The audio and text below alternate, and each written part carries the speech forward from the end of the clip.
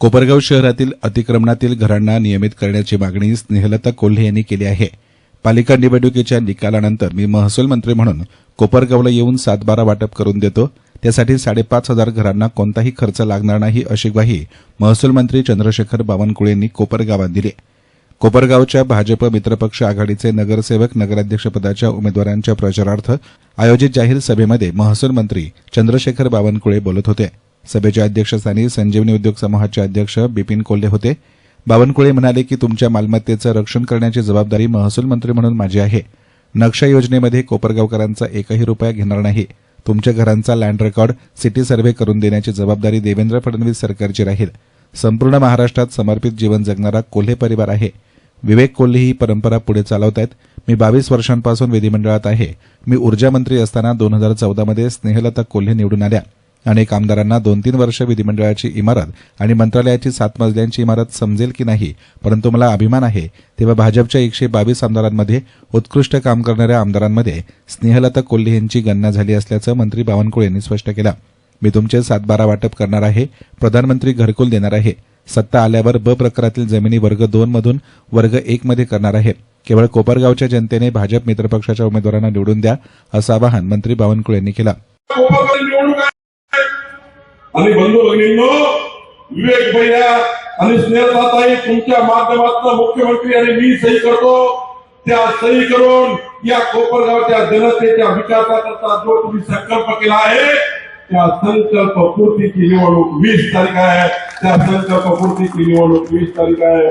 बंधू भगिनींनो, मी पराग संचालनाला विनंती करणार आहे, पराग निवडून आल्याबरोबर विकसित कोपरगाव 2029, विकसित कोपरगाव 2029, विकसित कोपरगाव 2029, विकसित कोपरगाव 2035, विकसित कोपरगाव 2047 चा विकास आराखडा विवेक संधान या ठिकाणी पराग संधान आपल्याला करायचा आहे। देवेंद्र फडणवीसजींनी मला वचन देवायला सांगितलं आहे, मला शब्द द्यायला सांगितलं आहे। विकसित कोपरगाव करता जो विश्वासनामा पराग संधान आपण दिलाय त्या विश्वासनाम्याला लागणारा जेवढा निधी लागेल तेवढा निधी महाराष्ट्र सरकार कोपरगावला देणार आहे, विकसित कोपरगावला देणार आहे। देवेंद्र फडणवीसजींनी विकसित महाराष्ट्राचा संकल्प केला, पण स्नेहलताताई आपल्याला विकसित कोपरगावचा संकल्प मांडायचा आहे। मी तुम्हाला एवढंच सांगेन की 2047 मध्ये कोपरगावमध्ये 23 वर्षानंतर जी जनसंख्या राहणार आहे त्या जनसंख्येला लागणारा विकास आराखडा, त्या जनसंख्येला लागणारा विकास आराखडा तयार करण्याची जबाबदारी पराग तुमच्यावर आहे। हा विकास आराखडा लवकरात लवकर घेऊन या। पहिल्या मजल्यावर माझं कार्यालय आहे। मी माझ्या कार्यालयातून येऊन 6व्या मजल्यावर मुख्यमंत्री देवेंद्र फडणवीसची सही घेण्याची जबाबदारी माझी आहे। आपण काळजी करू नका, विकसित कोपरगावचा निर्णय आपण या ठिकाणी करणार आहोत। बंधू भगिनींनो, खऱ्या अर्थाने आपल्या सरकारने माननीय देवेंद्रजींनी संकल्प केला आहे। आपल्या देशामधल्या मध्य प्रदेश, छत्तीसगडमध्ये जिथे जिथे भाजपचं सरकार आहे त्या ठिकाणी लाडक्या बहिणीची योजना सुरू राहणार आहे। आणि महाराष्ट्रात जोपर्यंत देवेंद्र फडणवीसचं महाराष्ट्रामध्ये भाजपचं सरकार आहे, महायुतीचं सरकार आहे, तोपर्यंत लाडक्या बहिणीची योजना सुरू राहणार आहे। आणि एवढंच नाही तर माननीय स्नेहलताताई तुम्हाला मी विनंती करतो, मी नागपूरमध्ये आता 2200 महिला बचत गटांना आमच्या लाडक्या बहिणीचे बचत गट तयार करून, कोऑपरेटिव्ह बँक तयार करून आमच्या लाडक्या बहिणींना 1 लाख रुपये अनुदान एका बचत गटाला देण्याचा निर्णय आम्ही केला आहे। निवडून आल्याबरोबर प्रत्येक वर्षी 500 महिला बचत गटाची यादी तयार कर। मी तुम्हाला या बचत गटांना 1 लाख रुपये अनुदान आणून देण्याची जबाबदारी या ठिकाणी घेण्याचा निर्णय करतो आहे। आपण काळजी करू नका। हिरकणी महिला उद्योग योजना, हिरकणी महिला उद्योजक योजना आपण आली आहे।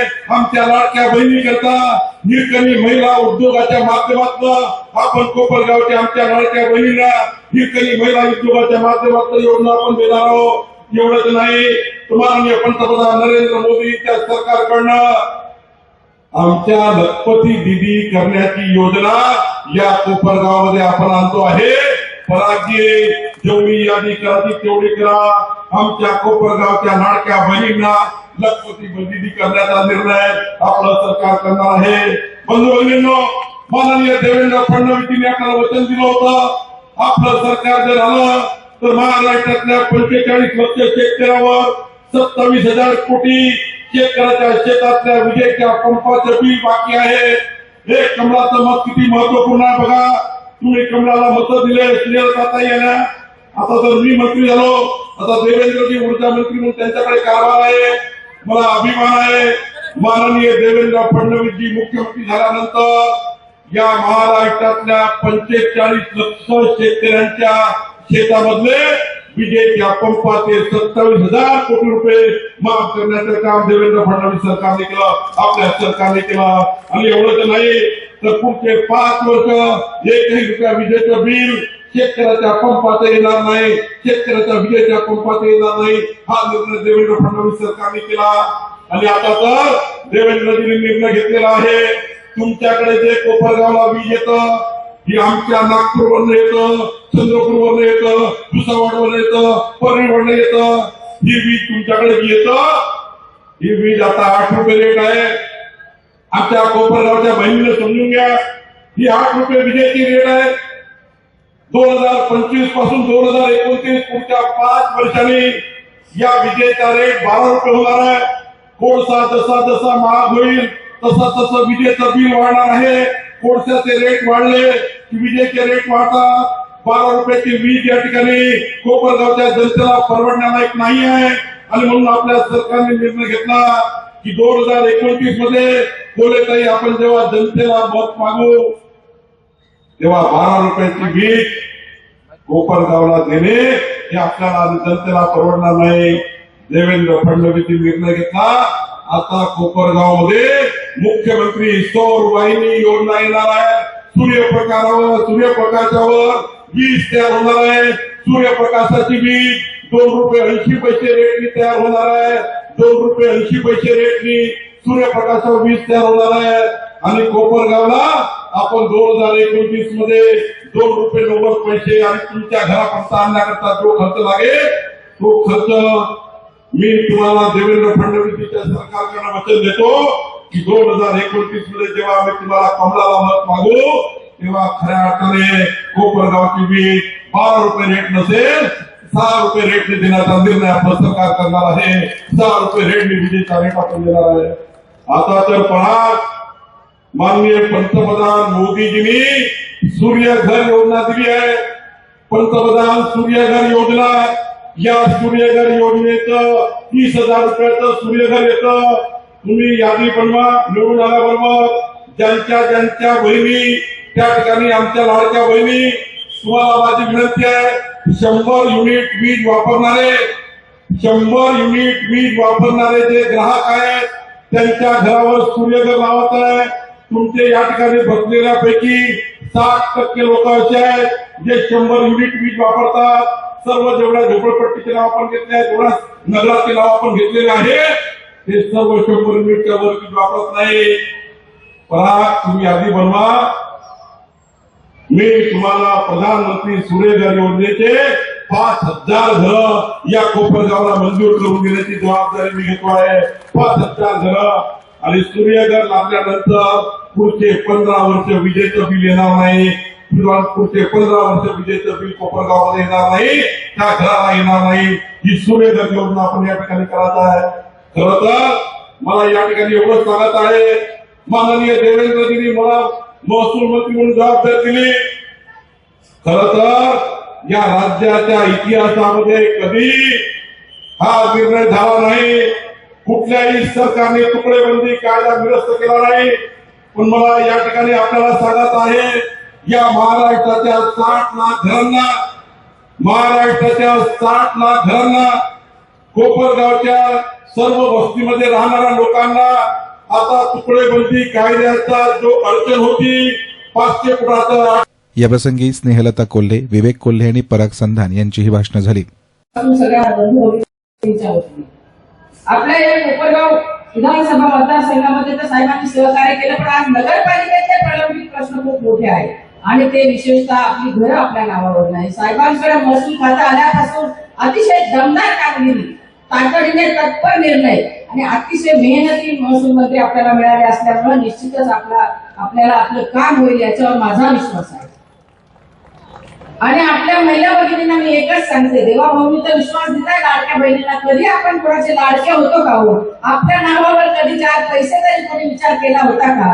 परंतु आमच्या भारतीय जनता पार्टीच्या सरकारमध्ये आपल्या माता भगिनींचा विचार केला गेला आणि त्याचबरोबर 50% एसटी मध्ये आपल्याला तिकीट केलं गेलं. असे खूप महिलांसाठी चांगले निर्णय, अगदी महिला बचत गटांसाठी सुद्धा अतिशय चांगले निर्णय घेतले गेले. आणि माझ्या कार्यकाळाची सुरुवात राजकारणात नाही झालेली, मी समाजकारण गेल्या 20-25 वर्षापूर्वी महिला बचत गटाच्या कामाची सुरुवात केली आणि म्हणून महिलांचं आणि माझं एक वेगळं प्रेमाचं नातं आहे आणि कुठेतरी नात्यामध्ये काहीतरी व्हावं आणि आपला फायदा व्हावा म्हणून महिलांना भडकवलं जातंय. परंतु महिलांना मी तुम्हाला सांगते, ग्रामीण भागामध्ये गारमेंट क्लस्टर कुठेही नाही, पण आपल्या कोपरगावमध्ये आपण इथं औद्योगिक वसाहतीमध्ये गारमेंट क्लस्टर सुरू केलं आणि जवळजवळ 250-300 महिला तिथं काम करत आहेत. आणि म्हणून रोजगार उपलब्ध करून देण्यासाठी ग्रामीण भागातलं पहिलं कॉल सेंटर की ज्यांची मुलं 12वी पर्यंत शिकू शकली, त्यांच्या हाताला काम नाही, त्यांच्यासाठी आपण ग्रामीण भागातलं पहिलं कॉल सेंटर सुरू केलं आणि 1000 मुलं मुली विधवा स्त्रिया महिला काम करत आहेत. त्याचबरोबर विवेकभाईंनी वेळोवेळी रोजगारासाठी काम केलं, रोजगार मेळावे घेतले की आपल्या भागातल्या तरुणांना हाताला काम मिळालं पाहिजे. आणि म्हणून कोल्हे परिवार पराभव झाला आणि म्हणून थांबला असा मुळीच नाही. जेव्हा पराभव झाला त्याच्यानंतर दुप्पट ताकदीने आमचा परिवार काम करत असतो. म्हणून आमचं माणुसकीचं नातं आहे. सगळ्या जाती धर्मांना सोबत घेऊन स्वर्गीय कोल्हे साहेबांचा जो आम्हाला आदर्श आहे त्या आदर्शावर आम्ही विचारांच्यावर आम्ही काम करत आहोत. आणि म्हणून अचानक 25 वर्षांनी उतरायचं आणि वाटेल तसे आरोप करायचे, मी जे शब्द बोलले नाही ते शब्द सुद्धा कोपरगाव शहरवासियांना भडकवण्यासाठी माझ्या तोंडी घालायचे आणि माझा एकही उल्लेख करायचा आणि बाईने असं केलं म्हणून काम केलं असा उल्लेख करणं या वयात शोभा देत नाही. नगराध्यक्ष पदाच्या उमेदवारांना एकच सांगते, हो बाई असल्याचा मला सार्थ अभिमान आहे. मी अहिल्याची लेख आहे, मी जिजाऊची लेख आहे आणि मी समर्थपणे काम करणारी आहे. आणि म्हणून मी अचानक राजकारणात नाही आले. समाजकारण हा माझा राजकारणाचा पाया आहे. माता भगिनींसाठी महिला सोबतीकरणाचं आणि महिला सक्षमीकरणाचं मी काम करत आले आहे. आणि म्हणून सगळ्यात महत्वाचं काम याप्रसंगी भाजपचे जिल्हाध्यक्ष नितीन दिनकर, रेणुका कोल्हे, शिवाजी वक्ते, मनीष गाडे, माजी नगराध्यक्ष दिलीप दारुणकर, राजेंद्र शिंदे, संजय सातभाई, माजी नगरसेवक दत्तात्रय जगताप, अरुण येवले, विश्वास महाले, शरद थोरात, रवींद्र पाठक, दीपक वाजे, विजय आढाव, संतोष गंगवाल आदींसह उमेदवार उपस्थित होते. या कार्यक्रमाचं सूत्रसंचालन किरण ठाकरे यांनी केले. या सभेला कोपरगावकर नागरिकांची मोठी गर्दी झाली होती. ईस्टर्न मीडियासाठी प्रतिनिधी युसुफ रंगरेज, कोपरगाव.